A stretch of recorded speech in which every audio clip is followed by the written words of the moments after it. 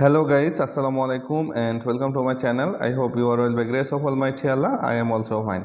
Today we will learn how to write a completing story. It's most important for every student, so don't skip this video when you watch. তো বন্ধুরা, আমরা আজকে যে জিনিসটা শিখব সেটা হচ্ছে কমপ্লিটিং স্টোরি। অত্যন্ত গুরুত্বপূর্ণ একটা স্টোরি বা কমপ্লিটিং স্টোরি।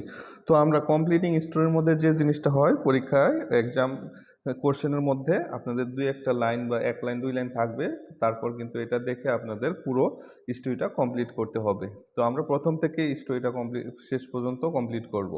তো এখানে কি করতে হয়, একটা টাইটেল দিতে হয়। এখানে টাইটেল আমি দিলাম এ সিনার ক্যানট গো আনপানিশড, অর্থাৎ এই স্টোরিটার টাইটেল আমি দিলাম এ সিনার ক্যানট গো আনপানিশড, অর্থাৎ একজন পাপী বা একজন অপরাধী কখনোই শাস্তি ছাড়া থাকতে পারে না।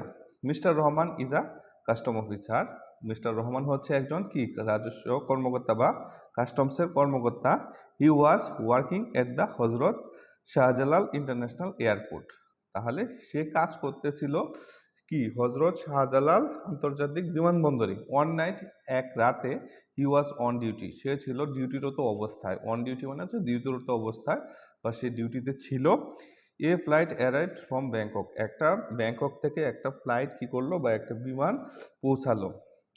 হি checked some bags of the passenger, সে কি করলো পরীক্ষা করতে থাকলো কিছু ব্যাগ অফ দ্য প্যাসেঞ্জার অর্থাৎ যাত্রীদের, অর্থাৎ সে কি করলো যাত্রীদের কিছু ব্যাগ কি পরীক্ষা করলো।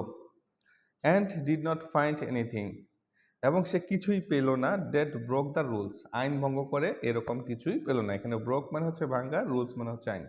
তাহলে সে কি করলো, প্যাসেঞ্জারের কিছু ব্যাগ তল্লাশি করলো এবং সে এরকম কিছু পেল না যেটা আইনের বহির্ভূত বা আইন ভঙ্গ করে, এরকম কিছু পেল না। অ্যাট লিস্ট, সর্বশেষ, only one passenger was here, সর্বশেষ শুধুমাত্র একজন প্যাসেঞ্জার সেখানে ছিল।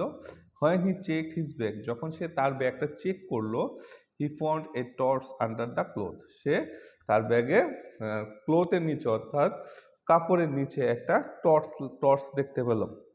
টর্চ মানে আমরা সবাই জানি হচ্ছে টর্চ লাইট যেগুলো থাকে এগুলো আর কি।